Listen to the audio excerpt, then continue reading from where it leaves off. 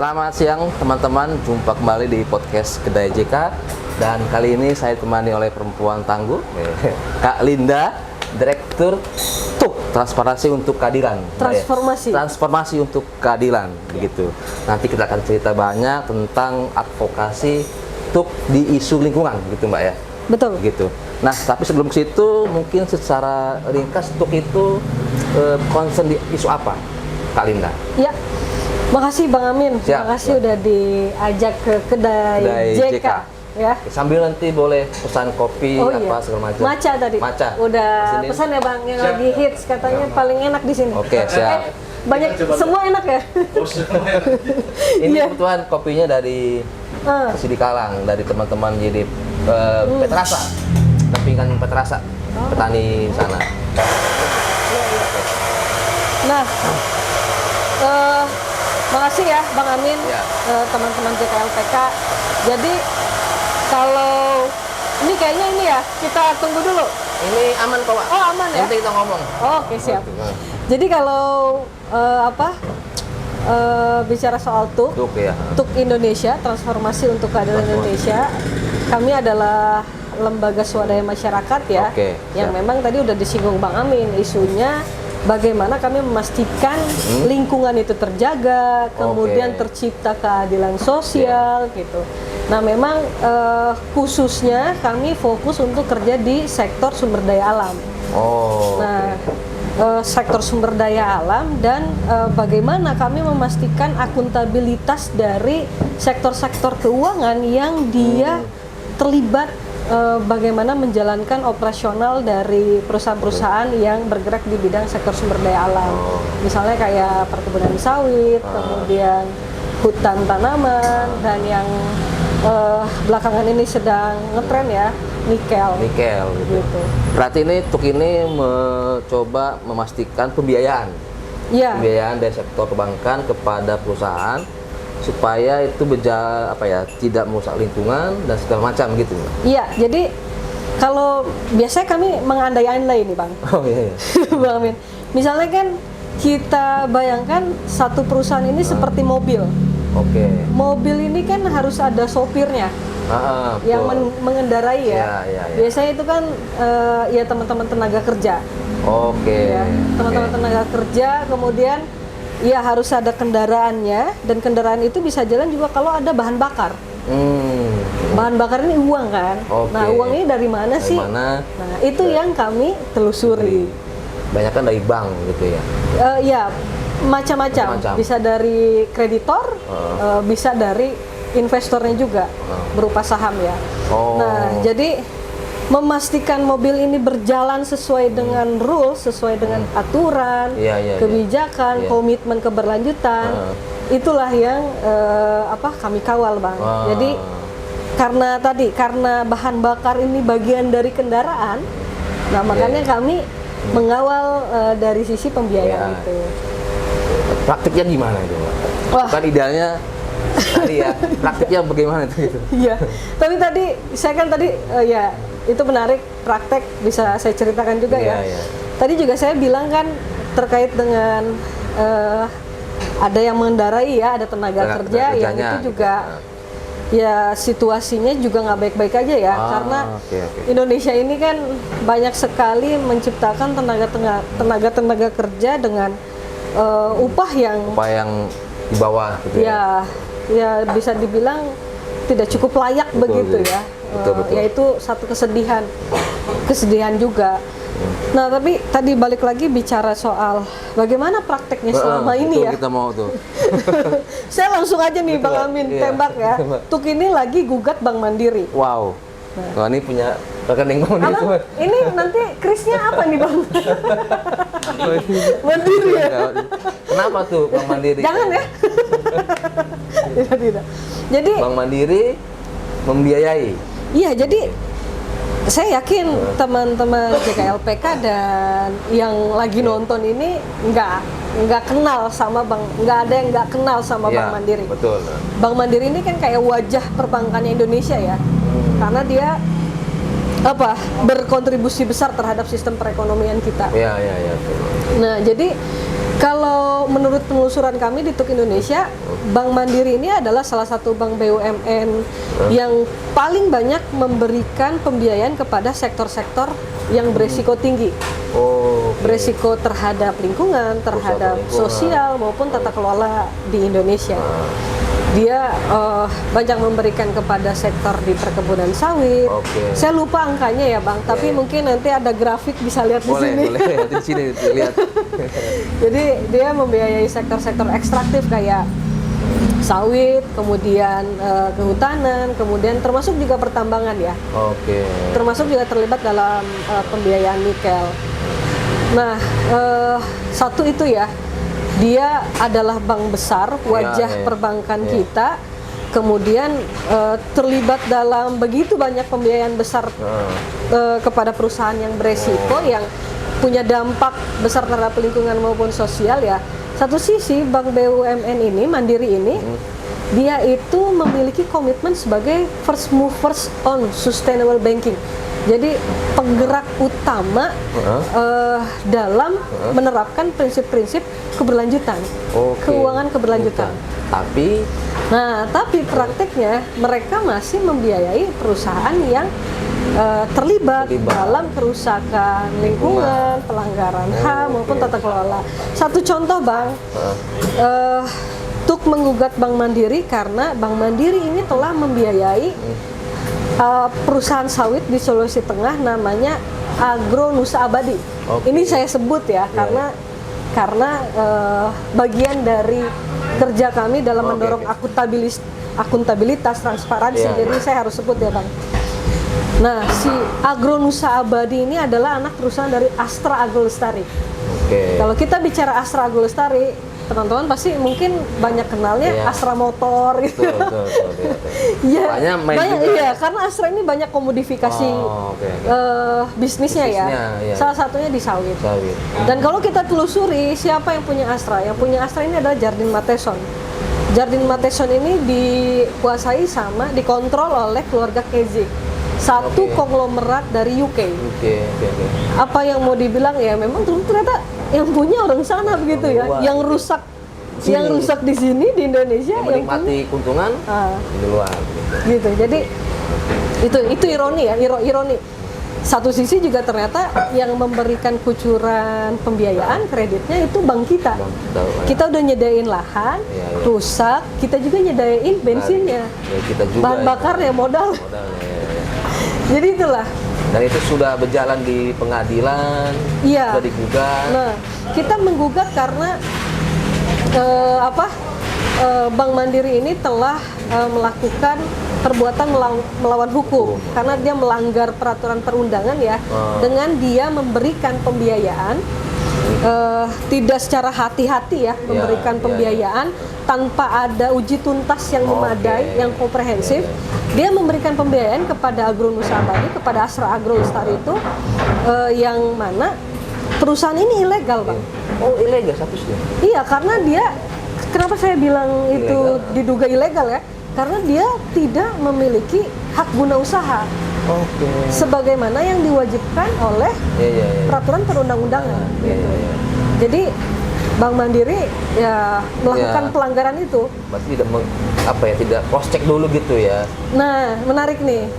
Kan karena kalau di perbankan itu kamu harus kenal sama customermu kan. Kayak kita meminjam pinjaman gitu ya. Iya, kita aja kalau ada kunjungan di cek segala macam. Pengalaman ya.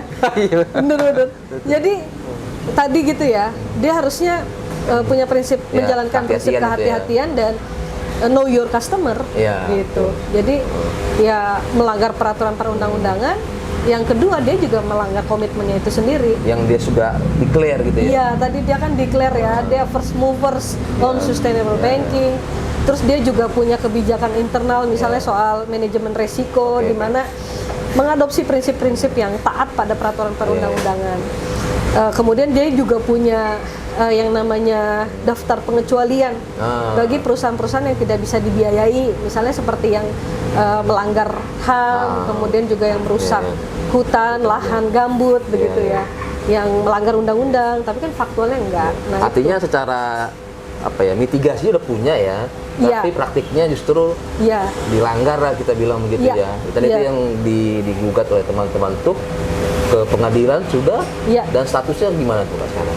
Iya, ini menyedihkan banget, melukai, tapi ya ini proses yang belum selesai. Jadi kami itu menggugat Bank Mandiri sejak tahun lalu, 13 November 2024, baru diputus kemarin banget Bang, 17 Juli 2025, jadi sekitar 8 bulan. 8 bulan kami berproses, terus putusan Pengadilan Negeri Jakarta Selatan, kami menggugat di sana ya, itu menyatakan gugatan ini NO atau tidak dapat diterima.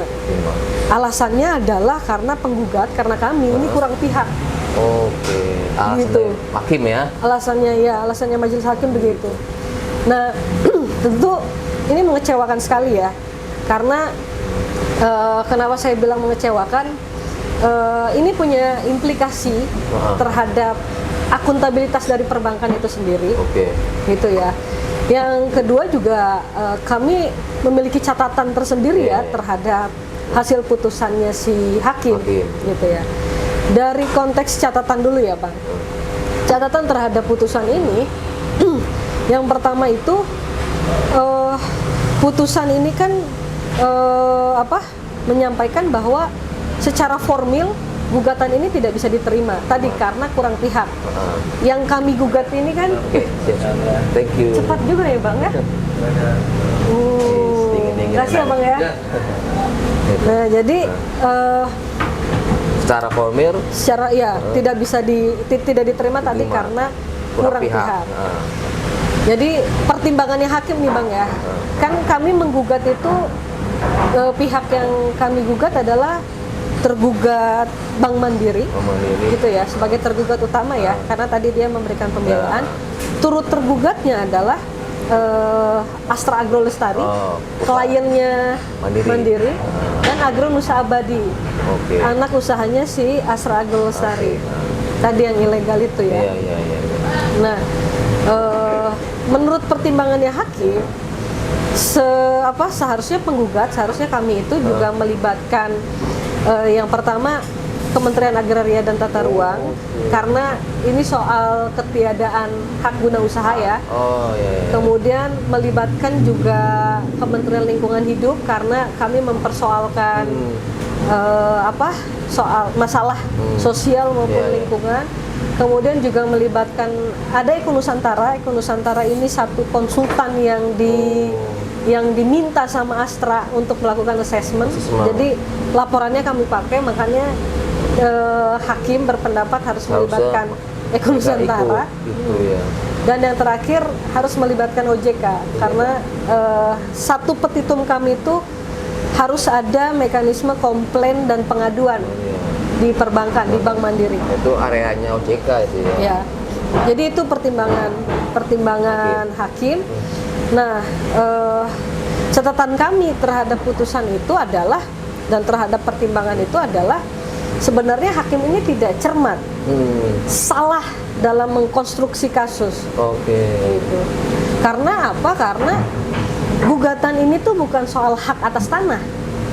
Kita sedang tidak bersengketa hak atas tanah, tapi kami sedang menggugat Bank Mandiri karena memberikan pembiayaan yang problematik. Gitu. Jadi itulah yang yang kami melihatnya, jadi hakim ini salah menafsirkan, gitu ya, gagal mengkonstruksi kasus. Kemudian juga hakim ini kan menggunakan jurisprudensi 85. Jadi semua orang yang terlibat itu harus menjadi tergugat. Gitu ya. Nah, itu tadi karena hakim ini sudah gagal mengkonstruksi kasus, sehingga sebenarnya tidak relevan jurisprudensi yang mereka pakai. Kenapa? Karena itu kasus konstruksi, Bang.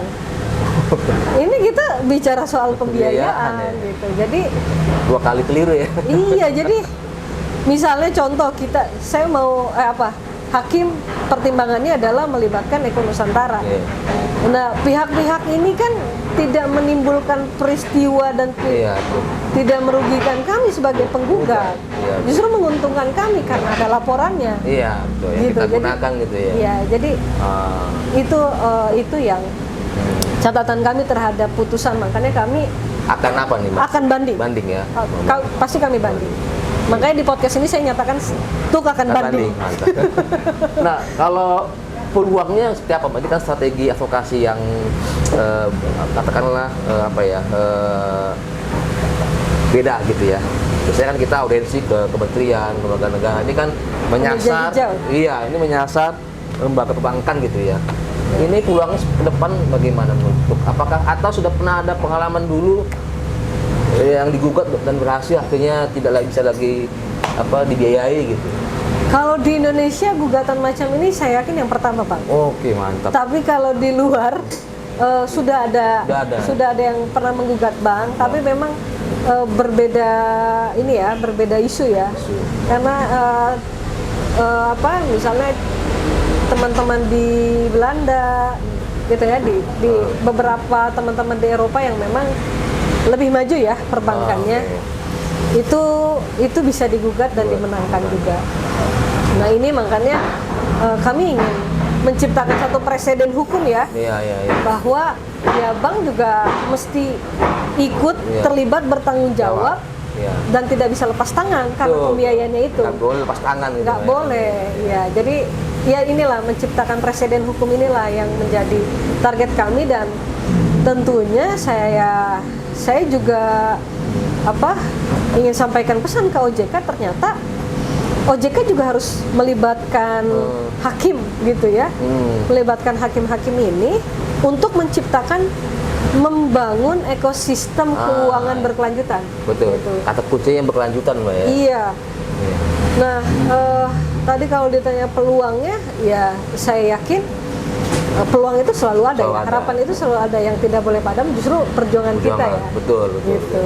Nah, tadi juga karena ini masih berlanjut ya, Bang, gugatannya.